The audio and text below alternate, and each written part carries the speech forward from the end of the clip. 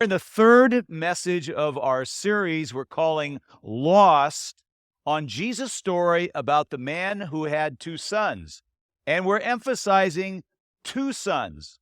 Very often people look at the story and they say, well, it's really about this younger son, and this older son, sort of sits off in a corner somewhere and he throws a snit and he whines, and he's there basically to remind us, hey, don't be a jerk when your young lost brother comes home. But then along came a book that we're looking at by Timothy Keller that says, no, this story is really more about the elder brother than the younger brother. In fact, the deeper you go into the story, the more you realize that straight arrow elder brother is more lost than his younger sibling. And so hang on to your seatbelts and know by the end of this morning, you're going to realize that God loves elder brothers too. To set the context for the elder brother, I want to go back and do a little review of the homecoming of the younger brother. Remember the younger brother last week? Our hero is not feeling very heroic. He's blown the entire nest egg of his inheritance on what Jesus called wild living, and basically sketchy friends and prostitutes and alcohol. And he runs out of money. He's on the street. He's got no available options except he gets a job where he is slopping pigs. And for a Jewish young man to wind up living in a swine herd is as low can get.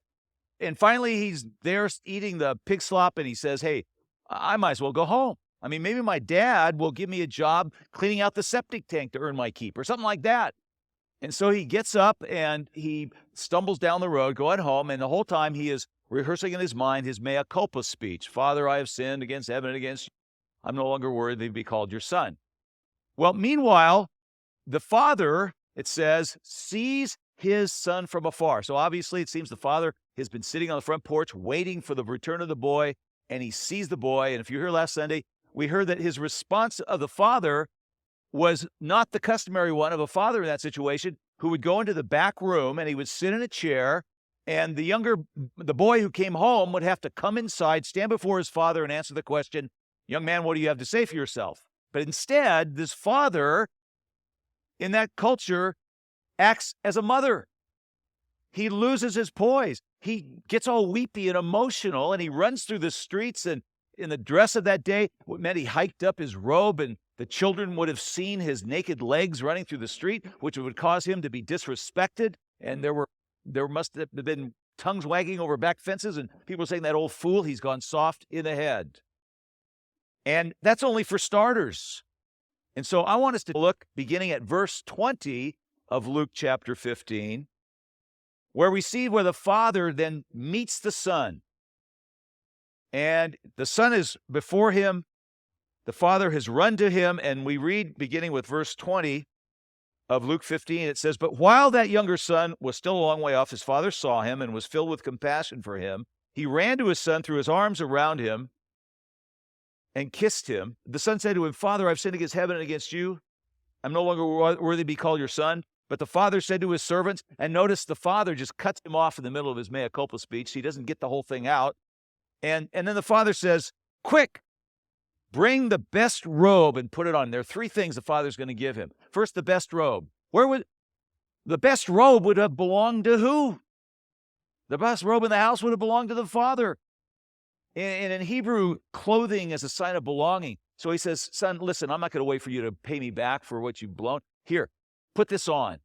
Okay, now you're my son again. And then it says, put a ring on his finger. The ring was probably a signet ring, a ring that would be used for pressing against sealing wax, and it would be the authorization for a financial transaction. In other words, he says, son, now you have the capacity to draw once again on all of my resources. And then he says, put sandals on his feet. Slaves went barefoot. Sons wore sandals, wore shoes. And so he says, son, slip these on. There, now you are my son again. Welcome home. And then he says, bring the fattened calf and kill it. And in that culture, you did not have meat with normal everyday meals. Most meals were vegetarian. Meat was a supreme delicacy that was reserved for the most special occasions. And the killing of the fatted calf, oh my goodness, that was like, that would be the Lollapalooza of a shindig of the century. And so that party with the killing of the fatted calf, it would be, it's like this would be a feast that you invite the whole village to. And around midnight, you'd still hear the hooping and the hollering. And up there, you would see the father swinging on the chandeliers in his joy. Why? Because he says here, this son of mine was dead and he's alive again, was lost and is found. But then it says, but meanwhile, the elder brother in this party, he is out sulking in the dark on the outside. And so what I want us to do is look into the psyche of the elder brother today. I grew up in a very conservative Bible church, and I even jokingly would say my pastor not only believed the Bible cover to cover, he even believed the leather was genuine. I mean, this was a Bible church.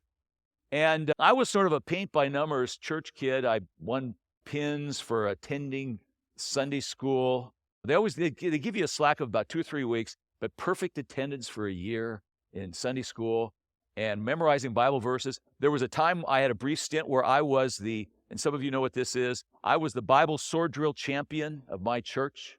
Some of you know what that is. It was how you would race the other kids on how fast you could look up Bible verses. I was even part of a group who would go around and sing in convalescent homes on Sunday afternoon. Now, what all that meant, however, was that I didn't have a really exciting conversion story. And I was in a church where, boy, I'll tell you, the highlight of worship on Sunday morning is they would have someone stand up and tell their personal conversion story. And sermons were nice, but what blew people away was a dramatic testimony of how you came to faith. And so we would have sometimes on Sunday mornings, we would have an ex-dope addict, or we would have a former atheist, or we would have an ex-alcoholic Major League Baseball star, or an ex-criminal. I remember one Sunday they even had an ex-call girl. And they would all stand up and they would talk about how they broke all the rules and how their life became miserable as they were living in this party life. And then they say, I found Jesus and everything was great. And that was the story that you would hear again and again. I remember one time when I had friends even who got off into drugs and they would go off the deep end. They come back and suddenly they were a rock star in the church. Meanwhile, Mr. Bible memory, Mr. Sing at convalescent homes on Sunday afternoon, I was chopped liver. I walk into the meeting and say, oh, Vic, pick up some bulletins, pass them out. And I suffered from testimony envy. As a matter of fact, I had that testimony envy until I got old enough when I had children. And then I started thinking, do I want my daughters to have a dramatic testimony? Nah. More boring, the better in the case of my daughters. But here's this older brother. He stays home. He delays gratification. He works hard. And now here he is having to watch his younger brother for the umpteenth time stand up in church and tell the lurid details of his wild, scandalous life until suddenly he says, I found Jesus and everything is great. And meanwhile, the older brother thinks, and nobody in this room knows that I'm on my second decade of serving on the property committee. So, utter contempt, simmering hatred grows inside the elder brother against his younger brother. As a matter of fact, you notice when the father comes out, the father says to him to come on in, and the elder brother says, this son of yours has come home. Now, he won't even claim his own brother.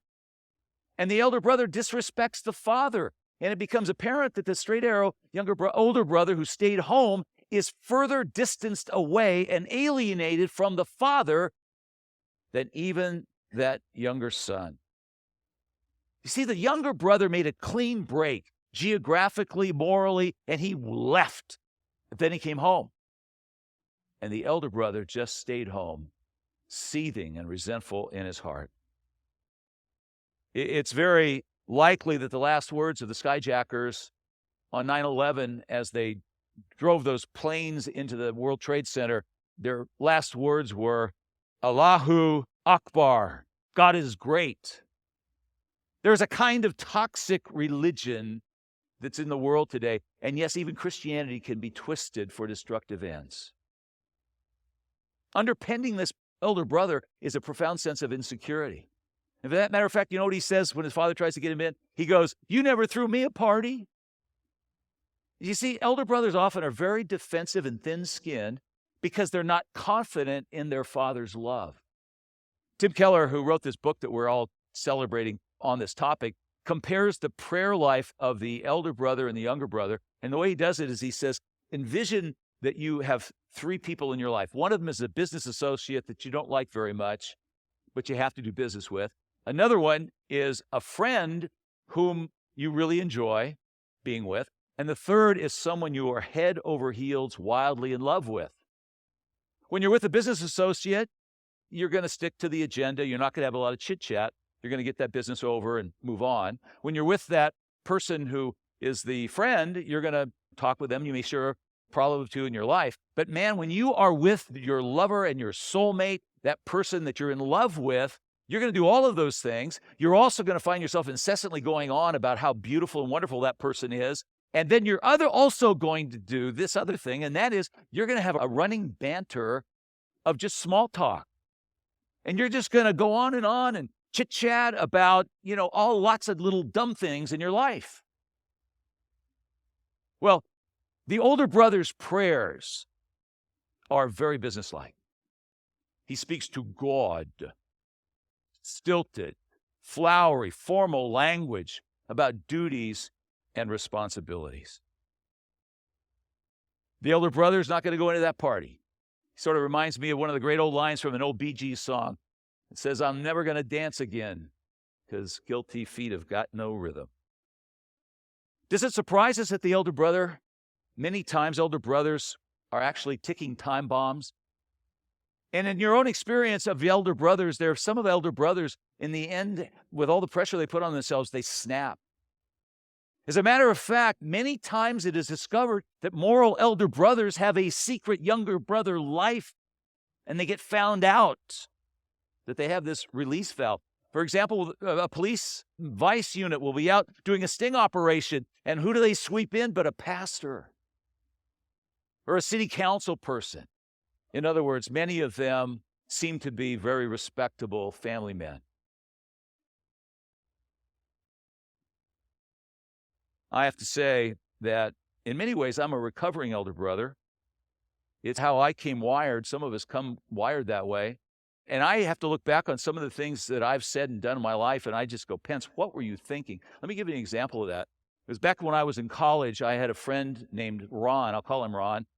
And he and I were good buddies. We were fraternity brothers, and we were both pulling guards on the football team. He was on one side of the center, I was the other, and we'd run sweet plays. We'd go like this and go like this. So we would spend a lot of time together, and we're very good friends. But Ron was not a believer. In fact, he was the legendary party animal at our college. And other guys were in awe of Ron. I remember one night we were walking along, he looks up at the stars, he says, oh, Vic, so many girls and so little time. And that was Ron. And here I was, Mr. Christian. I was the president of the University Christian Fellowship on 5 adjacent campuses. And we were sort of this odd couple friend. One night, Ron got drunk. I mean, he got roaring drunk. And as the old saying is, in vino veritas, you sometimes hear what people really are thinking. And boy, I got that from Ron. It just shocked me. He looked at me across the room and he said, Pence, you think I'm going to hell. Here we are buddies, and you think in your heart, and you got to admit this, you think I'm going to go burning in hell. And when it was like, whoa, but think about it, this was the very moment I'd been praying for.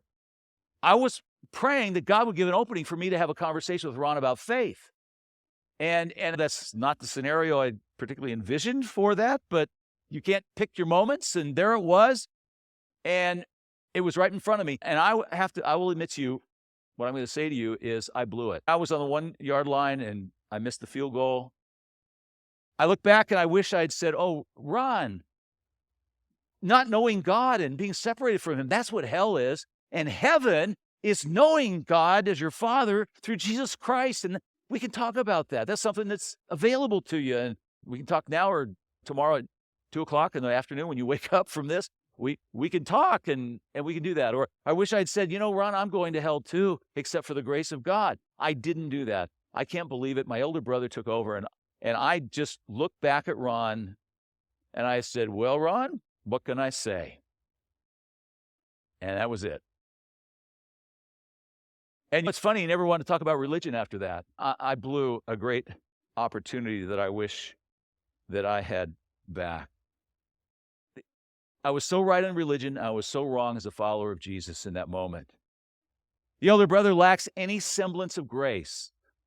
And one of the things that I found a list the other day of signs that you're growing in grace. Let me give you some of the signs you're growing in grace. A sign you're growing in grace is you work much harder at remembering names and at forgetting slights. A sign you're growing in grace is that everybody notices it but you. A sign you're growing in grace is when you receive feedback non-defensively and give it clearly and lovingly. A sign you're growing in grace is when people don't feel like they have to walk on eggshells around you quite as much. A sign you're growing in grace is when you say, I'll be praying for you, and you actually do 50% of the time. A sign you're growing in grace is you're committing fewer homicides in your heart of slow drivers. A sign you're growing in grace is you're praying for our government instead of just being cynical about it. The good news is that God even loves stuffy elder brothers. In fact, Jesus created this character of the elder brother as a way of reaching out to the Pharisees. What Jesus is saying to the Pharisees is, look, my coming brings the kingdom of God among you, and so many people are coming into that celebration of the kingdom, and the tax collectors and the sinners and the prostitutes are coming, and he says to the Pharisees, I want you too to come into the party. Won't you take my arm? Won't you join me in the celebration of the coming of God's kingdom? And that appeal fell on deaf ears. In fact, the Pharisees conspired with the Romans to nail Jesus to a cross. Until one day, finally at last, one Pharisee got the message. And it wasn't just any Pharisee. He was a Pharisee of the Pharisees. As he continues to say, this Pharisee, as for zeal, persecuting the church, as for legalistic righteousness, faultless, who is this? This is the Apostle Paul. The Apostle Paul was elder brother on steroids. And from his conversion, we discover that God does not just love wild, living, free spirits. God loves these elder brothers even. And depending on who we are, God is going to find his path to track us down. Let's compare the two things. Remember the testimony of the younger brother? And it is, I was out there, I partied like crazy, I broke all the rules, my life became miserable, I found Jesus, and now my life's great. Here's the testimony of Paul. I was on top of the world, I was a great success, Jesus found me, he clobbered me to the ground, he kicked all of my pride out of me, oh, and then he lifted me up, and now I'm on a mission for him. Anybody in this room who could give that as your testimony? I sure can. And maybe you can as well. What is the mission that he sends the elder brother on? Well, for that, we're going to have to go back for a moment to Luke chapter 15 and give a brief overview of Jesus' stories here. Remember, it's a trilogy of 3 stories. There's a man who he has 100 sheep, he loses one. He doesn't say, oh, too bad, shrug it off. He goes, I'm going to find that sheep. And he searches high and low, and he finds the sheep, and he sends an invitation for people to come and celebrate with him that he found the sheep. Next comes the story of a woman who has 10 silver coins. And she loses one. She doesn't say, well, I got 9, no big deal. She mounts a search for that coin. And she gets on her knees, and she sweeps the house, and she holds a lantern, and she finally finds the silver coin. She sends a message to all her friends, says, come on over and celebrate with me. I have found my silver coin. And then the third story is the one of the 2 sons. And you can see the parallels among these stories, can't you? There's something lost, and then when it's found, there's this great big celebration that it was found. But there's one big difference. Do you see the difference in the third story? In the third story, nobody goes to find the lost boy. There's nobody who goes to find the lost boy. You expect after someone goes to find the lost sheep, someone goes to find the lost coin, there's somebody going to come now, go find the lost boy. There's no one who looks for the lost boy. And so there's a big question over this story, and that is, who should have gone to find that boy? Well, the parallel story, here's a hint, the parallel story to this story in the New Testament is an Old Testament story of Cain and Abel. And God says to the resentful elder brother, Cain, he says, you are your brother's keeper. In other words, the one who would go to find the younger brother would be a true elder brother. And the true elder brother would, whatever cost it would be to him, he'd go find his brother, whatever the cost. And believe me, in this story, there would be a huge cost to that elder brother. Because when the father says to him outside the party, he says, everything I have is yours, he means it. It's the truth. It means that every fatted calf and every robe and every silver ring and all those things in the estate belong to the elder brother by law. And so if the elder brother goes out and he finds his kid brother and brings him home, that gives that younger brother a fresh claim on the estate. So it's going to be a big sacrifice. And so he doesn't. My friends, the true elder brother is the one who tells this story. We needed an elder brother on earth to find us when we were drunk in New Orleans. We also need an elder brother to come from heaven to earth and even to hell to find us in our lostness. And Jesus, at infinite cost to himself, came to find us, to lead us home. Jesus was stripped bare of his royal robe in order for us to be able to be clothed in the dignity of the children of God. Jesus became an outcast on the cross in order that we might be the guest of honor at our own homecoming celebration. And there was no way that the Father could bring any of us home without the sacrifice of our elder brother. And so the call to us today is to be that elder brother, to be a true elder brother. What does it mean to be a true elder brother? Let me tell a story. I have a friend who's a pastor. Actually, it's not a friend. It's a friend of a friend, actually, who's a pastor in a small church in a small town. And in that small town, there was this huge thing that happened, and that is one of the community pillars, a man who was a husband and father, and well-known in the community, in a neighboring city, was arrested for a morals charge. And it was the absolute most despicable morals charge. He was caught exposing himself on a playground. He was arrested. He was thrown in jail. He was charged. He made bail. He got out, and he was waiting for trial. And this pastor was standing up, and he was speaking on Sunday morning, a communion meditation that would lead into the celebration of the Lord's Supper. And he was giving his communion meditation. He noticed in the back, this man came in and sat alone on the back pew. And as the pastor was leading from the communion meditation and proceeding into the Lord's Supper and the serving of the bread and the cup, he noticed that the man suddenly got up and he rushed outside. In this small church, this pastor asked for someone else to continue serving the communion, and he took 2 cups and he took 2 pieces of bread, and he held them like this, and he rushed up the side aisle and went out into the back of the church in search of this man. He went in the parking lot. He couldn't see him. And then he had a hunch. There's a clump of trees that was adjacent to the church. And he walked out to that clump of trees, and sure enough, there was the man. He was sitting alone on a log, just staring into space. And this pastor came alongside him. He sat next to him on the log, took the bread and the cups and put them down between them. And he just sat there. And at one point, the man who was sitting there turned and he said, "I don't deserve that." And this pastor turned to him and he said, "I don't either." And he lifted up the 2 cups and the bread, and he said, "This is my body broken for you. This is my blood shed for you." Now, obviously, there was a lot of work to do with this man, but that is the work of a true elder brother. Wherever you are, in whatever lost country you may be in today, Jesus has found you. And today he's inviting you home. As the Apostle Paul found, the calling of a true elder brother is to seek and to save the lost.